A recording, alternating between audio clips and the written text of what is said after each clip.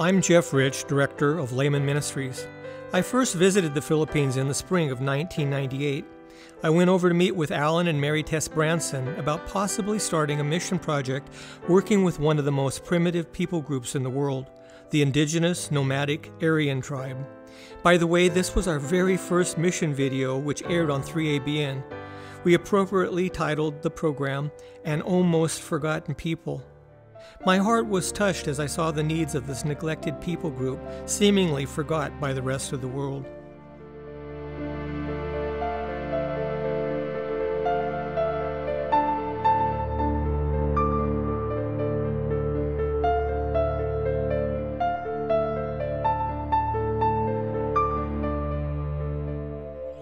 It became quite clear to me that the only way to really make a difference starting a project like this, we needed people with organization and business skills. When I returned home, I contacted Jim and Moni Webb, a couple that had been in touch with our ministry, and they had told me they had just retired from running a successful business in Texas. They agreed to go over for 6 weeks. Needless to say, some 26 years later, they were still there, making this project the success it is today. God bless their efforts, and they helped establish grade schools in 5 remote villages and a boarding academy. In 2021, Moni passed away and was buried on our academy property. This project has been one that our family has been personally involved with as well.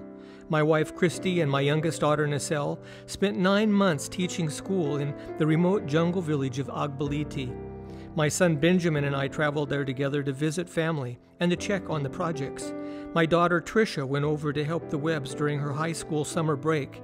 And in 2005, my oldest daughter, Carissa, was there for 3.5 years teaching school in 2 of these remote jungle villages. On this trip, I took Carissa and my granddaughter with me. For me, I was checking on projects for the first time since COVID. And for my daughter, Carissa, 20 years have passed, and this would be a walk to remember.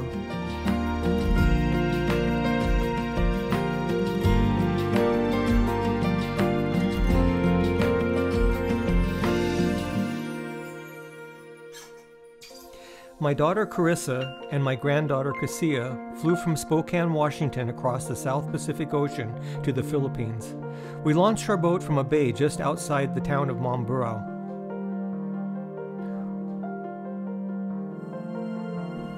It's 5:30 in the morning right now. We're just now loading the boat up. We used to be able to take the boat over to a pier that was over that direction, but now we have to come to this beach and load the boat, which makes it a little harder because you have to carry things to the shore and then transfer it through the water to get up onto a ladder type thing to get into the boat. So it's always new challenges happening here, trying to get the supplies out. And on top of it, it's low tide right now, so it's a little bit harder to get the boat closer to the shore so we can load it easier.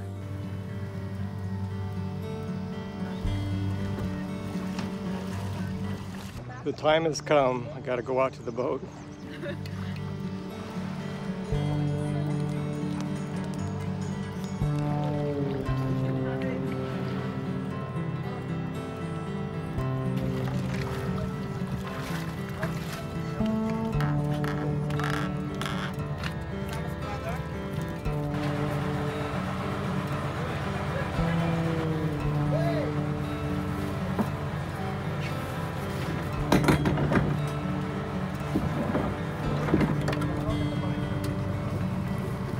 Looks like we're going to be really blessed this morning because the ocean's nice and calm and we got some clear skies. They were forecasting rain and we were expecting this morning to wake up to 90% chance of rain and happen to load the boat up with waves and rain, which wouldn't be much fun. So we're off to a good start anyhow.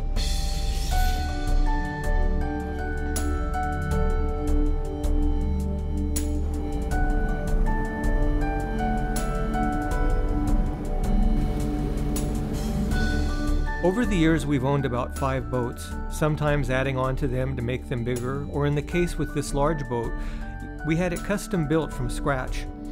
The stories we could tell about these boats and sailing the South China Sea. We have had boats capsized, lost due to flooding, and sailed in dangerous, unexpected storms. I realize now why so many of those old Christian hymns had themes like, "Throw out the lifeline," or "Will your anchor hold within the storm?"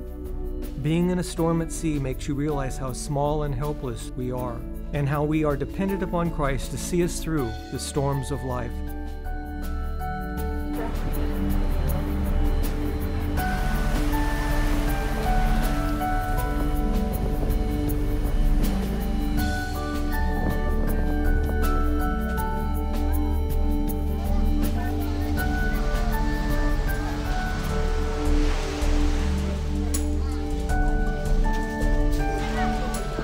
Put in front of the camera, they all turn and run.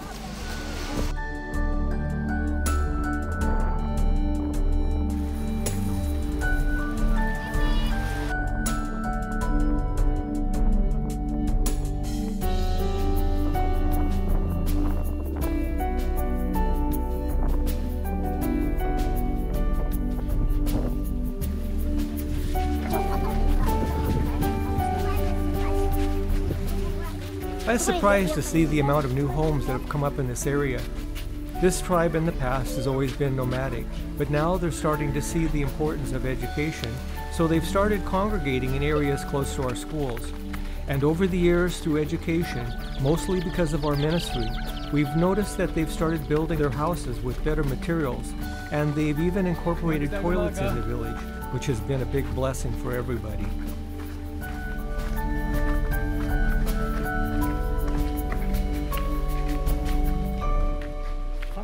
Village. I think they set all these pews out here because the river washed away the bank, and they are trying to salvage everything they could, so they brought the pews and the tin off the roof and everything because the other school building we had is falling into the river now.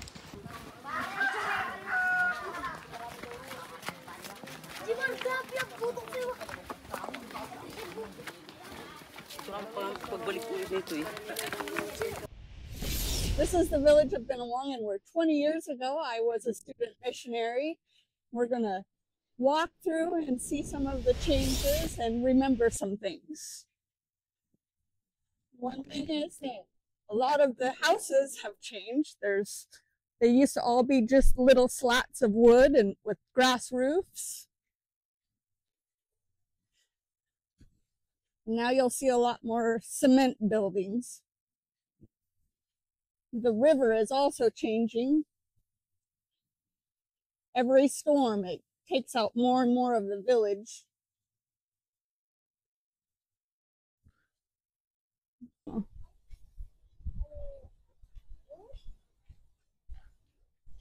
It's really crazy how much farther over the river is from the mountain. It used to be really a lot closer to the mountain over there. It's almost up to the edge of this mountain now. Maga daga maga again. Maga daga maga.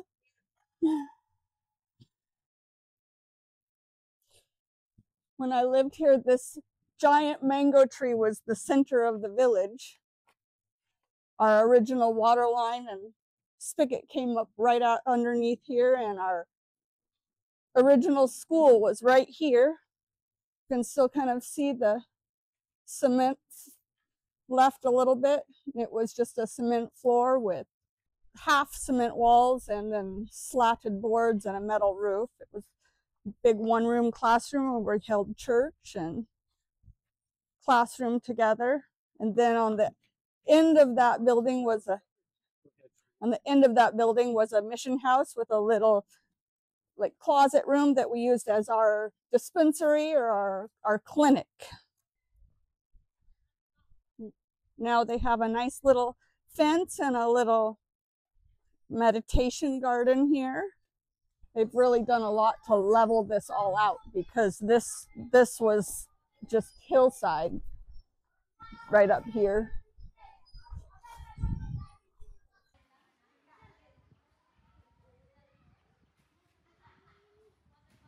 We used to have behind our classroom here, we had some garden area and there was just a whole bunch of bushes.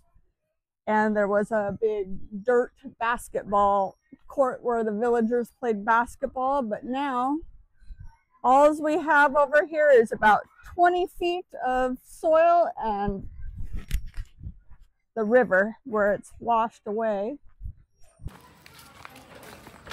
Good morning.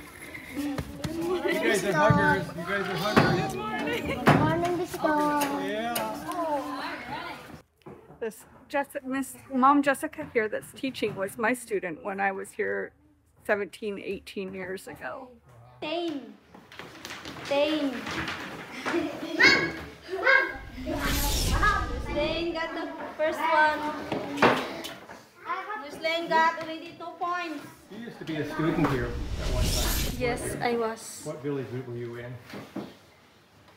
This is Binwangan. You're from Benawan? Yes. So you grew up here? Mm-hmm. You went to our schools? And now you're teaching school. Yes. That's wonderful. I'm really proud of you. When we first entered this village of Benawangan well over 20 years ago, the village had many challenges at first. Everything from the Filipino military going through our campus to dealing with big ocean waves crashing into the base of the village. But today the school is teeming with over 60 students. We have a number of classrooms, all now with cement construction and metal roofs, and we've been constructing our schoolrooms further and further up the side of the mountain to keep away from the eroding riverbank. It's been about 18 years since Carissa, my oldest daughter, has been back in this village. It's amazing to see some of our former students now being teachers in these villages.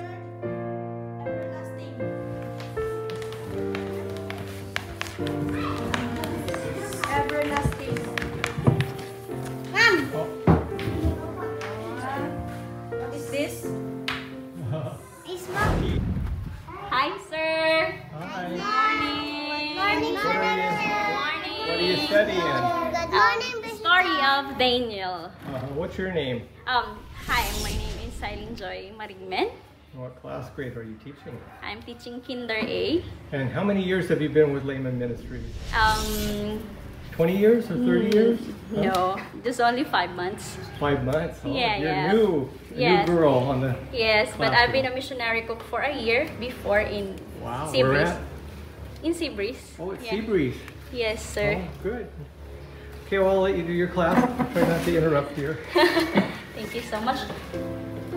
We cannot eat the king's food, said Daniel. Why? Why? Because it's not healthy for the body. Yes, exactly. It's not good for the body. It had been offered to idols. Okay, Daniel and his friends. So they went to see Prince Melsar and they bowed down. Starts with letter B. No. We have 2 classrooms that are way up on the side of the hill. The children in these classrooms are in the middle of taking a test. It's so rewarding to see how Christ has blessed these indigenous children. We're now going on a 2nd and 3rd generation of students. We know that taking on this project, we were in for the long haul because the only way to make a difference, a significant change, is by educating the children. Hi, I'm Dolor Momo. I've been working here for almost 3 years. I was in Agbalite for 2 years and this will be my first year here in Binwangan. I had my education at Nagaview Adventist College. This is Dennis here. He's teaching grade 2 and 3, and he was my student before. And what grade were you when I taught you? I think probably grade 4 when you taught me. So, And that was in Benawangan? Yes, that is here. Were you a little boy? And now you're a teacher. Yes. I'm really proud of you. It's a great opportunity for me. And how much college did you go? I second year college. Yes.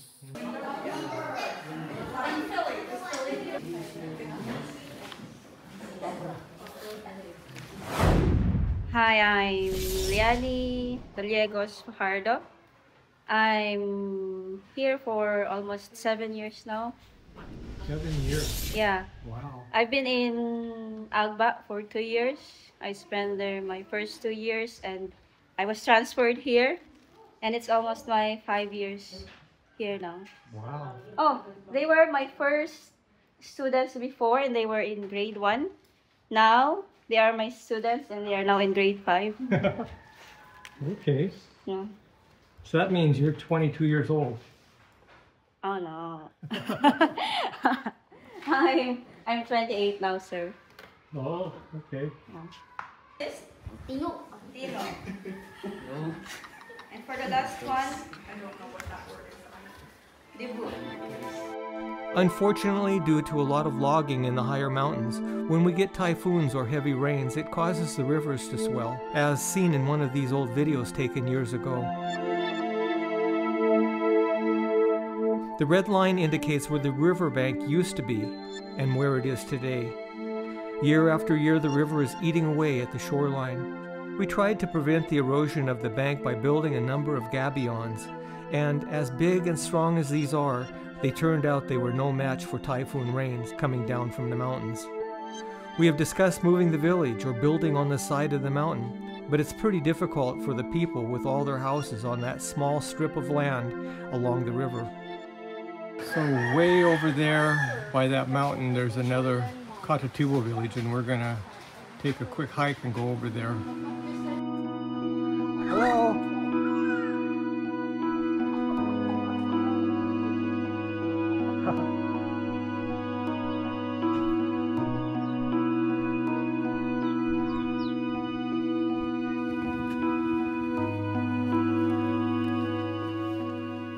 We have to walk through the village of Binawangan where we have our project, then cross the river to the other village. It was good that the water wasn't very deep right now, but the river levels can change drastically in just a matter of hours. Here's a close-up of some of the gabion right here. This is a fun hike. Some of our students have to cross this river every day to get to the school, and during rainy season, it can be quite dangerous, and sometimes they have to skip school altogether if they can't cross the river. This is the Katatubo village.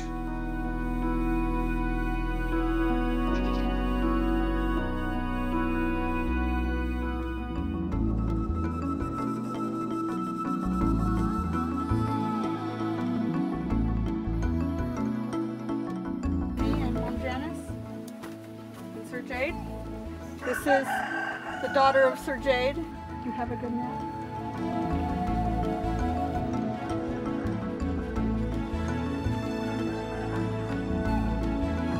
So, who is that girl? This is Telly. Remember, she used to sing so beautifully at church, and she also went with, she's the younger sister of Kuya Lucito.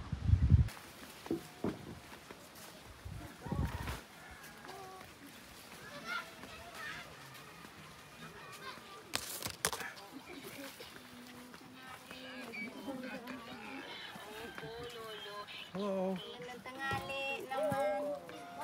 Kind of gives you an idea of Katatubo village and how the people live here. Hi.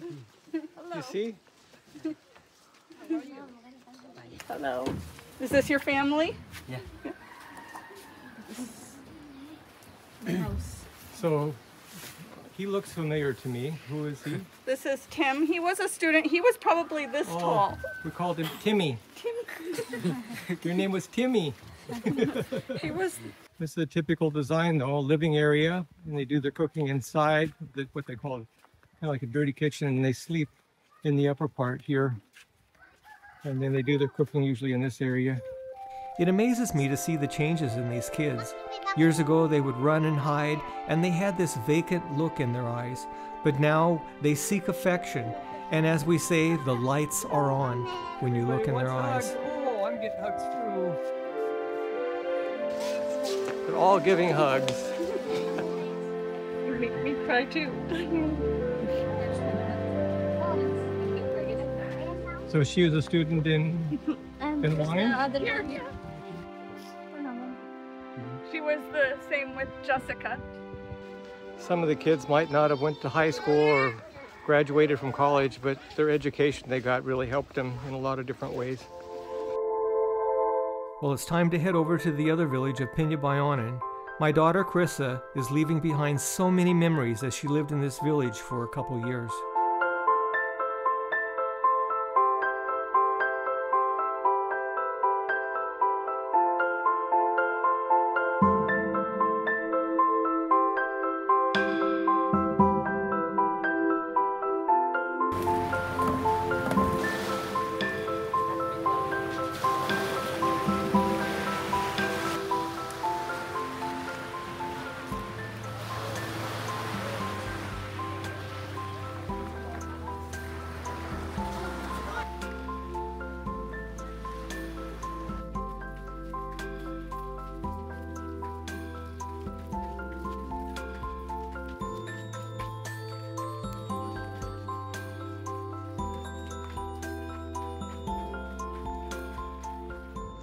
At one time, this was our showcase village.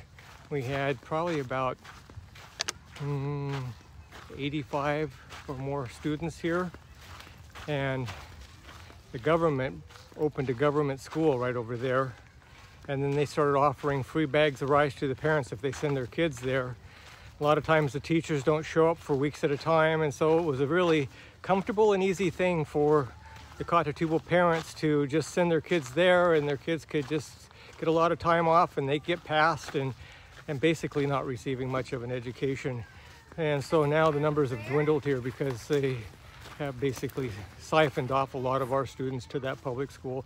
We have really high standards and we really are strict about attendance, and some parents just don't see the future of education, the importance of it. So what ends up happening is a project like this one dwindles in numbers. This young lady is named Sandy. She was one of Carissa's grade school students some 18 years ago. She graduated from grade school and then went to our high school. We always have high hopes that all our students would end up going to college and then coming back as teachers or some other position to help their tribe. But there are those like Sandy who chose to get married and settle down in the village. We know her education still has an influence on those in the village.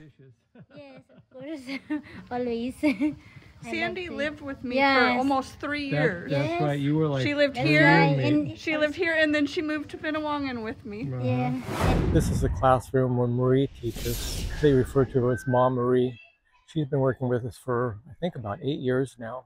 Worked in this village, in Agbaliti, and also at Sulangipo, which is up by our academy. That we can find out for later. So now, morning, sir. Morning. Oh, hugs again. Hugs, hugs, hugs, hugs. Hugs, hugs. I'm glad you're going to school here. Oh, Nice to nice to see you too.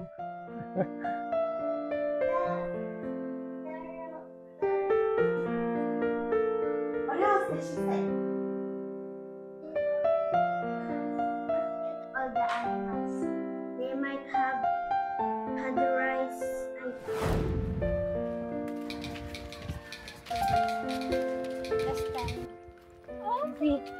Hindi ka kang Kelsey. Sige to. Ma'am. Kaya Carissa. Remember, you were like this. Pa daw. Yes, ma'am. How are you, ma'am? I'm good. How are you? I'm fine, ma'am. I have three siblings. This is my child. Oh, She's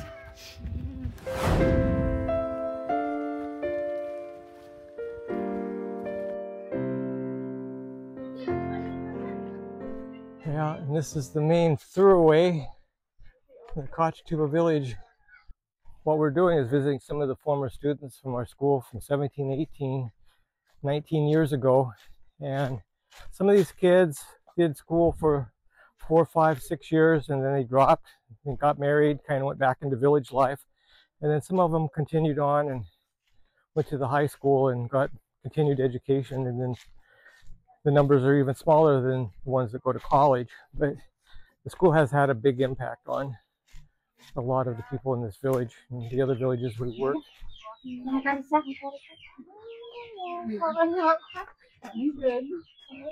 see you.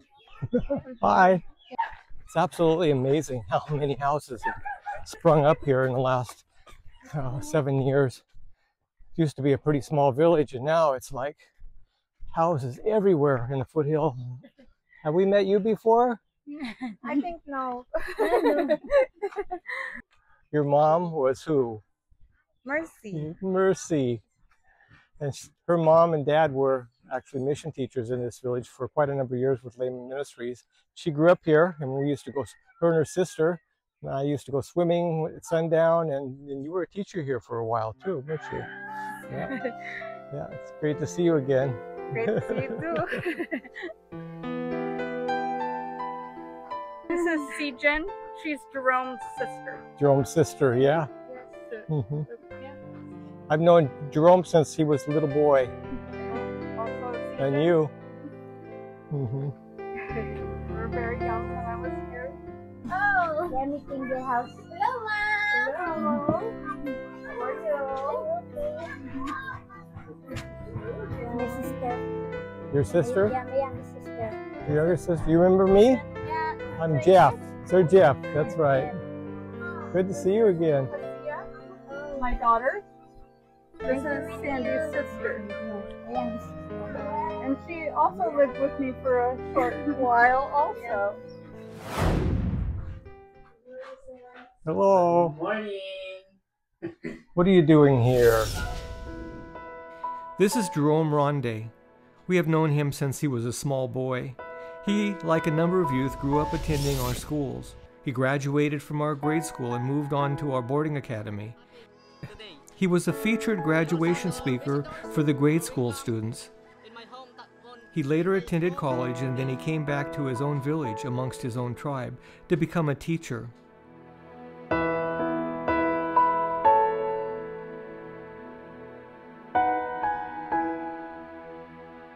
Laymen Ministries has been working in the Philippines with this primitive nomadic tribe for over 25 years.